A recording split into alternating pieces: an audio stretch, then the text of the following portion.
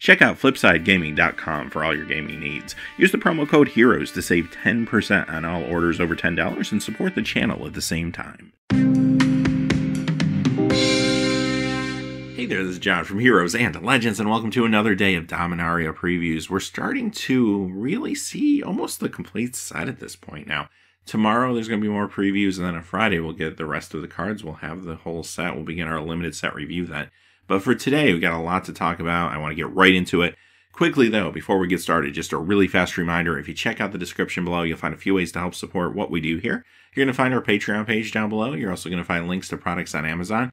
If you make any purchases on Amazon, actually no matter what it is, once you go through that first link, we'll get a small percentage for the channel. Finally, Flipside Gaming still offering a promo code for our viewers. Hopefully you can save some cash while you support us. And as always, thank you to all the viewers, not just the folks that look at those links, but to everyone that makes the channel what it is. And let's get into it. In Bolas's clutches. 2 blue and 4, legendary enchantment, aura, uncommon, enchant permanent. You control enchanted permanent. Enchanted permanent is legendary. Alright, so this is a very sweet limited card. I do feel like it's a little too expensive for standard, unfortunately. However, I love the versatility behind it. It is legendary, which might get awkward when it comes to multiples. However, I'm not too concerned about that. I'm more concerned about the casting cost when it comes to standard. In limited, though, this card is going to be phenomenal for you. This is a powerful uncommon. I was a little surprised to see this as uncommon. I've said that a lot over the last few weeks. As a matter of fact, this looks like a very powerful limited environment. Now, if you've ever played Cube or old environments that do have cards like Control Magic or Mind Control, these are very powerful effects. Even at 6, this is a very powerful effect. And the fact that it can take any permanent is awesome. So that can be any best card, basically, your opponent has on the battlefield. You get to take it and turn it against them. This is first pickable probably in most packs where you'll find it. And imagine all the crazy targets for this in a game of Commander. That could be a lot of fun as well. Weight of Memory. 2 blue and 3, it's a sorcery uncommon, draw 3 cards. Target player puts the top 3 cards of their library into their graveyard. So, let's talk standard first. Not a card for standard, it's just too expensive, and at sorcery speed, you're not going to want to play this. There's more lean spells that will do similar things, drawing you cards or populating your graveyard. You don't need to go in this direction. In limited, it's fine. Like, it's not a high draft pick necessarily. You can probably grab one of these middle to later portion of the pack if you really need one. It's good to have a card draw spell. If this is the best option you have, it's runnable. This could get better, though, if you do have some graveyard mechanics in your deck. So if you did draft or you have some in your sealed pool, this could sometimes feel like a draw 3. Then it becomes a lot better. But again, it's playable if you don't have better card draw spells otherwise as well. The other thing a little awkward about this card is I don't think it's good in this set to mill your opponent. There is not really a viable mill strategy from what we've seen so far. And milling the opponent, if they have graveyard mechanics, actually could be a hindrance. So in a vacuum, if you don't have graveyard mechanics, you almost have to assume your opponent might if it's game 1. You may just want to mill yourself anyway to be safe. Or if you're comfortable with maybe looking at what colors they're playing or something, deciding that you can mill them. I mean, it's kind of no harm, no foul. But ultimately, the mill piece of the card probably won't do anything of benefit unless you have a way to exploit it yourself. Commander, I mean, again, there's more lean ways to do similar things in Commander. You probably won't need this. There are some decks that do interact with a graveyard that might be interested in it, but they probably have better options. I will give them points, though, for the art and the flavor text, which is actually amazing. Yargle, Glutton of Urborg. This is a black, a 4. It's a legendary creature, Frog Spirit. Yes, that's right, Frog Spirit. It's an uncommon 9/3. Yeah, that's all. It is a legendary vanilla creature. Now, before I talk about the card itself, I'm going to give you a moment to look at that art and just drink it in. Just drink that in. Alright, now that we've done that, let's talk about the card. This is not really playable outside of limited for sure. Even in limited, it's very sketchy. It's 9/3 power toughness for 5. Like, numbers-wise, it doesn't sound horrible. It's just the toughness is so fragile. This will usually trade down. Now, maybe if I thought I could consistently give it trample or buff the toughness, perhaps I think about running this. I mean, if you could give this something, and you felt like you had a consistent way of doing it, it might become a lot better for you. But let's face it, there's just so many other good 5-drops that you don't have to worry about getting in conjunction with something else that I think most of the time you don't run this. I don't see it really happening in draft. In sealed, maybe occasionally you might need a sizable creature, and this is like the best thing you got at the 5 spot, but I kind of even doubt that's going to happen very often. So most of the time, I think this is in your sideboard. Really, I feel like this is here more for the flavor and that piece of art. It's just an incredible inclusion, even if we don't play with it. And, you know, sometimes that's okay because Magic is meant to be fun, right? Skizzik, this is from Invasion, and it's never been reprinted before. It's a red and 3 elemental uncommon 5/3, kicker red, trample haste at the beginning of your end step. If this wasn't kicked, sack it.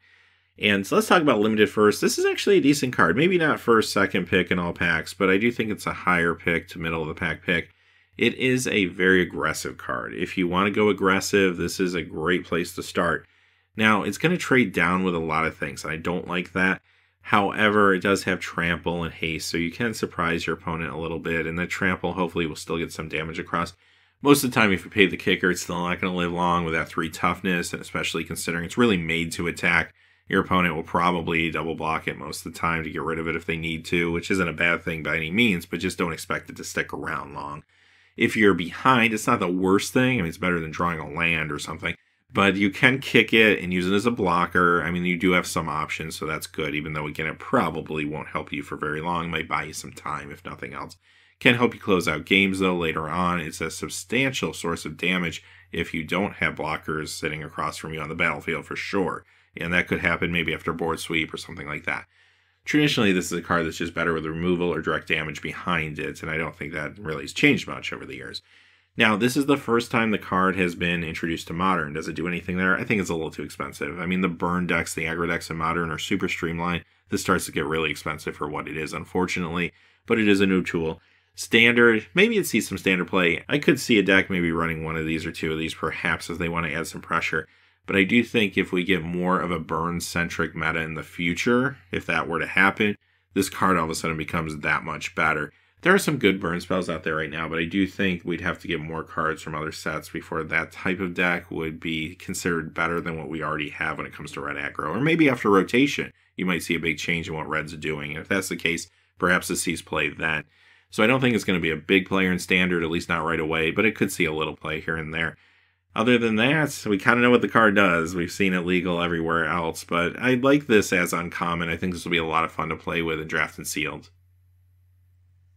Alright, our next card comes to us from a Portuguese language preview. It is Fungus Field, a green and 1 enchantment. You can pay a green, a 1, exile a creature card from your graveyard, create a 1/1 green Saproling token, sacrifice 2 Saprolings, gain 2 life, and draw a card. This card is perfect and limited for the Saproling builds, and as a matter of fact, even if you're not all in on the Saproling build, I think this card can still be good for you. So even seal pools that aren't 100% Saprolings, obviously, I think you might find synergies there as well. If you can draft into the archetype, though, even better. Now, I know a lot of times I'll say I'm not a big fan of enchantments that don't do anything on their own, but for 2 mana, I'm okay, and I think the potential upside here is actually pretty incredible. Green has a lot of ways to work things into your graveyard. There's cards, we're going to be looking at some in just a few moments, as a matter of fact. They're going to allow you to put cards from the top of your library into your graveyard. So that can help populate your graveyard a little bit. Also, too, just playing Magic, creatures are dying, and then you're going to be able to just pay 2 to get a Saproling and keep your board presence up. And then the fact that there's things to do with these Saprolings, whether you're all in on the strategy or you just have this card and you're able to sacrifice a couple of them, gain 2 life, and draw a card, that's awesome in itself. I think this is very playable basically all the time in Limited because that drawing a card potential is huge. It's not a big mana requirement, and it's going to let you garner resources as the game goes longer and longer. If you're up against an aggressive deck, the 2 life could matter as well. So I'm pretty high on this one. Another really good uncommon that I could see picking, maybe first pick in some packs, definitely a high pick for sure. We saw the Slimefoot Stowaway last week. That even could be your commander. There's a lot of cards you can choose from back in the days of Fallen Empire and Time Spiral Block. So I'm sure there is a deck there. It could be a lot of fun, actually. Gaia's Protector. This is a green and 3 elemental warrior. It's common for 2, and it must be blocked to Fable. Not very exciting here. This is a card I'm probably passing on in Limited. If I have to play it, I'm really not happy about it, honestly. 4 casting costs for a 4/2. Usually going to trade down. I'm not a fan of that. This will trade with 2 drop 2/2s, for example. And for 4, that's just not where you want to be. The ability's there, but it doesn't really work out the way you want it to work out most of the time because it says it must be blocked. It doesn't say by what. So you can't say that creature has to block. Your opponent's going to decide what creatures are blocking. If your opponent only has one creature in play and it's a good creature that they can't get tapped down for some reason, maybe it's got a good trigger ability or something, then yes, you do take it out with this. But really, if that's the case, you are probably already winning the game anyway. So yeah, this is not thrilling. Is it a curve filler that's usable if you just need a creature with some heft in the 4 spot? Sure it is, but this will be a very, very low draft pick for you.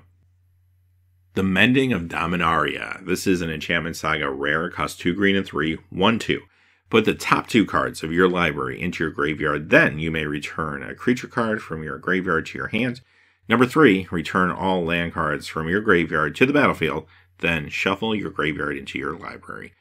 Okay, let's talk about Standard first with this one, because I do think this could see some Standard play. It's a tad expensive at 5, but it's doing something that I think is going to be important for some green decks going forward in the format. That 1 and 2, the 3 is fine, but the 1 and 2 has really caught my eye, because I mentioned the other day, one of the problems with some ramp decks is simply the fact that if you don't have enough card selection or card draw, they can be inconsistent. You can draw a lot of your mana ramp, but not a lot of your targets, or vice versa, and that's not a good thing for you. I do think there's going to be ramp decks in Standard. I do think they're going to be a little more mid-rangey, trying to get to maybe 4, 5, 6 drops quickly, using Llanowar Elves and things like that. This is still a good card in those decks, because if you do get mana flooded, it allows you the opportunity to dig a little deeper into your deck a little bit faster and hopefully find some good creatures to play. And that is fantastic for that type of deck. So I do think this sees Standard play in decks like that, and eventually, even if there's bigger ramp decks that are trying to hit bigger things, whether that's now or in the future, this card would be great there as well. Also in Standard, another card that caught my eye alongside this is Fall of the Thran. Now it's a little expensive, but maybe a ramp deck could pull this off. When you get to the number 2 on the Mending of Dominaria, you play this, destroy all lands. Next turn, you're getting your lands back. That could be actually kind of crazy. So, like I said, I know that's going to be difficult to pull off, and now you're moving into Selesnya colors. But if any deck could do it, maybe a ramp deck actually could make that realistic. And a ramp deck that can power out really powerful creatures quickly might actually sometimes just simply play Fall of the Thran and wipe out your opponent's lands and your lands because you control the board state at the moment, and you might be able to ride that to victory. Definitely something to think about there. Now, beyond Standard, what about Limited? I think it's good in Limited. I would certainly play this if I'm in green. I'd have no problem at all. Again, I like the card selection and the fact that later in the game, when the game does go longer, that I might get some free lands out of my graveyard to put into play, especially if I hit some of those with the 1 and 2. They also enter the battlefield untapped, which is actually pretty awesome. So yeah, I'm on board for a lot of the same reasons I mentioned for Standard. It's just a solid green card, and I don't mind the 5 casting costs considering what I'm getting here. Because one thing you want to notice here is that you can take any creature from your graveyard to put in your hand. It doesn't have to be one of the 2 that you milled with that 1 or 2. It can be anything that's in there. So especially in limited games where you lose your big bomb creature and that's kind of your big win condition or something, you have a chance to get it back. That's really awesome. The 3 might be awkward some of the time though, if you're trying to populate your graveyard. And there are some reasons to do that, especially if you're in Golgari colors. So that might be a little strange, but it's not a deal breaker for me or anything like that, even because I think the 1 and 2 is that good. In Commander, we saw Multani a couple days ago. Plays really well with this card. That could be kind of fun. They are both in the set, although Multani's a mythic. This is a rare, so I want to get my hopes up for getting this combo unlimited, but it would be fun to play casually. I don't know, maybe even try to brew something in Standard, although I don't know if we have enough pieces for a Land Matters deck right now in Standard. It's another thing that I hope they add more tools in upcoming sets because it could be really fun.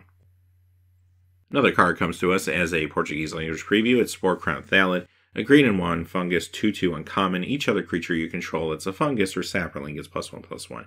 So here's your fungi sapperling lord, if you will. And it's a 2/2 with upside, which is actually pretty phenomenal. I always like these.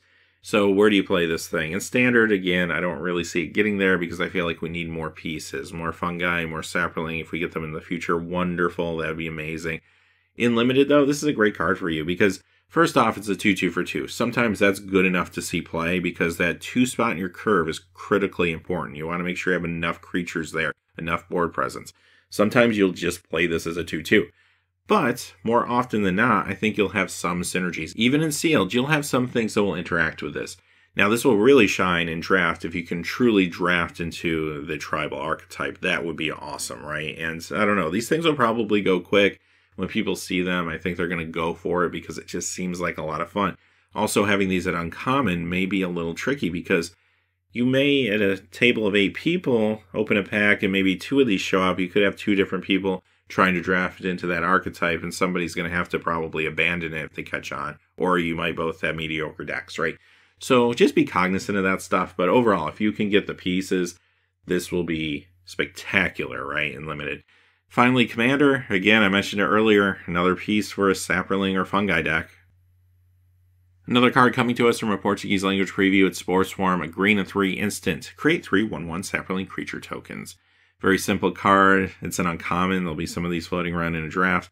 So let's talk about draft and sealed first. This is a good card. If I have synergies, I mean, we saw some great cards already today. We saw the Lord. We saw the card where you can sacrifice the Saprolings to draw cards and gain life. Synergies like that make this card a million times better. But do you play this card even without those synergies, just completely in a vacuum? I think I would most of the time. It's a forecasting cost, and you get 3 power toughness on the battlefield. That's okay. That's kind of on par. Not amazing, but not horrible. But what I really like about this is that instant speed. You can actually use this as a combat trick. So in a pinch, if someone's attacking you with a 3/3, you can kind of get them with this, and that's awesome.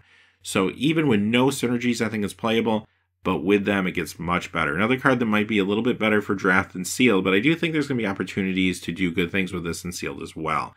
Another thing you can think about in limited too, especially draft, is the aristocrat style deck, because if you go Golgari colors, black does have a lot of sacrifice for benefit abilities. It could be fodder for those abilities. And standard, like I've been saying, you don't really see it there, especially for this casting cost. But Commander, Saproling decks, here's another tool for you. Next we have a Korean language preview. It's Sylvan Awakening, a green and 2. It's a sorcery. Until your next turn, all lands you control become 2/2 elemental creatures with reach, indestructible, and haste. They're still lands. This is a rare. One thing I want to point out first off about this card, it's until your next turn. So you can use this either offensively or defensively. It basically could create a wall that your opponent can't get around because all your lands are indestructible and have reach. That's kind of awesome. But you don't want to play this defensively, right? You want to play this offensively. And that's where this card's going to shine. Let's talk about limited first. It's rare. You're not going to see it all too often. But when you do pick it up, first pickable all day long, this can help you close out a game. Yes, you can use it in a pinch if you're in trouble to buy you some time, or you can do a combination of the two. But many times, especially if maybe I'm in a Gruul deck, a more aggressive deck, and I've been beating down early and I'm running out of gas, this just turns all my lands into threats and I can get one more big attack across. And I'm not really jeopardizing my lands too much here. I mean, there are things that could happen to them, obviously, like be exiled. But for the most part, they're indestructible. Haste, reach, they're going to probably survive. So you don't have to worry too much about that. It's also important to mention for limited that there does appear to be some land matters themes going on in green. So this card could get better with other cards that you're able to draft or have in your seal pool too. So for 3 mana, yeah, sign me up all day long. Play this in draft, play it in sealed. Doesn't really matter what kind of deck. You know you're going to be playing with lots of lands. This is going to be phenomenal for you. Standard, could it get there? I think it could actually. Granted, games might not go as long, might not always be as land heavy, especially in green where you could be ramping a little bit. But I don't care about that. I think this is still good enough to be able to push a lot of damage across later in the game. Even without any other crazy tricks around it, I think it's just fine. So I do see some green decks actually running some of these in standard down the road. And finally, Commander, maybe it's not as strong there because it's a multiplayer format. You can't really kind of get your opponents. You might be able to get one opponent with this or trick them. They also have higher life totals. So it's not quite as impactful as a 1v1 game with 20 life as your starting point. But it's not unplayable there either, especially in those land decks where they have a lot of lands, a lot of landfall abilities, things of that nature. This could fit in well there. Next card comes to us from a Japanese language preview. It's Ariel, Knight of Windgrace. This is a rare. It's a 4/4. Black, white, 2. Legendary creature, human knight, vigilance. White, 2 and tap. Create a 2/2 white knight creature token with vigilance. Black, tap. Tap X untap knights you control. Destroy target creature with power X or less. Okay, so with the casting cost and the fact that I don't really see Night Tribal crossing over into Standard at this point from what we've seen from this set, I don't really think this will be a Standard card. Although, I've been saying, you know, don't completely count it out because there are Knights that already exist in the format. A lot of the Vampires are Knights, so someone might be able to work it out. However, I think for the most part, this will just be a really good limited card. Another one of these cards that maybe I don't first pick all the time in Pack 1 because I don't want to commit to the dual colors. But if I'm going down the road, this will be a great pickup. This will be phenomenal with other Knights, obviously. So if you can draft the Knight archetype, wonderful. Or if I just have a few Knights, it's still a good card. If I have no Knights, it's actually still a good card. So it can be very playable and sealed no matter what's going on there. So a 4/4 Vigilance creature for 4, that's actually pretty good. It is 2 different colors, but that's actually very strong. And I love the fact that this has Vigilance. It can attack. You can hold it back on defense. And then at the end of your opponent's turn, you can use one of the abilities and tap it if you want to. Create the Knight token, or perhaps even at times destroy a creature. So it's a versatile card, also has a lot of great board presence. Commander, Knight decks, here's another card you'll want to think about including for sure. Thran Temporal Gateway, maybe my favorite card of the day. It costs 4, it's a legendary artifact rare, pay 4 tap. You may put a historic permanent card from your hand onto the battlefield. And just a reminder, that means artifacts, legendaries, which is planeswalkers, as well as legendary creatures or legendary enchantments, and sagas. So a lot to choose from here. Now it costs 4 to cast, 4 to activate. You're paying a little bit, but wow, are the payoffs incredible here. Let's talk about Standard first. Could this see Standard play? I think it could. Here's what I want to do with it. I want to get this thing out, and I want to throw down a creature that is going to be able to rumble quickly. I'm thinking something like Daragaz Reincarnated. Flying, Trample, Haste, 7/7. This thing just gets in there and fights fast, immediately going in for 7 damage. That's awesome. Like, that is a fast victory there if your opponent doesn't have an answer to something like that. But there are so many great targets. Another one that comes to mind for me is Rezeketh. Now, granted, this one you do have to have another creature to sacrifice to really take advantage of it, but even if you don't, it's still a Flying, Trample, 8/8. And if you can use the ability, then wonderful. You can just grab whatever cards you want from that point forward. That's kind of awesome too. So yeah, there's just so many different directions you can go. Let me know in the comments below some of your thoughts. And outside of Standard, I mean, think about Commander, all the amazing targets you have there. Granted, in Commander, there's other cards that do similar things, but why not run this as a redundancy just to be more consistent? Could be really awesome for you. Is this good in Limited? Yeah, of course it's good in Limited. This is first pickable in a draft. It leaves you open for color, and you know what? Even in Pack 1, I know I'm going to find something. Maybe I get lucky and find something incredible. Maybe I just find a few decent things that I can use with this. Regardless, I don't think this is ever going to be a bad pickup for you. Even in seal pools, you'll find ways to use this. Every once in a while, maybe you'll just get really unlucky and you won't have things that are either off color or high casting costs that matter enough to run this. But I think that's going to be a rare situation. I think it's going to be fantastic for you most of the time. Really awesome card here. All right, with that being said, those are today's cards. We're going to come back one more time. We're going to do this tomorrow and recap all of the cards that are previewed over the next 24 hours. On Friday, we're going to get the rest of the set. We're going to begin our full set limited review with the white cards. But until then, hey, thanks for watching. Please remember to like, subscribe, and have a great day. Hey, thanks for watching. This video is made possible by the generous support of viewers like you on Patreon. Check out the description below for links to our Patreon page as well as our Amazon affiliate store, where a small percentage of all sales will also help support the channel. Finally, if you haven't had a chance yet to subscribe, hit that subscribe button so you don't miss any new videos on Heroes and Legends. Talk to you again soon, and have a great day.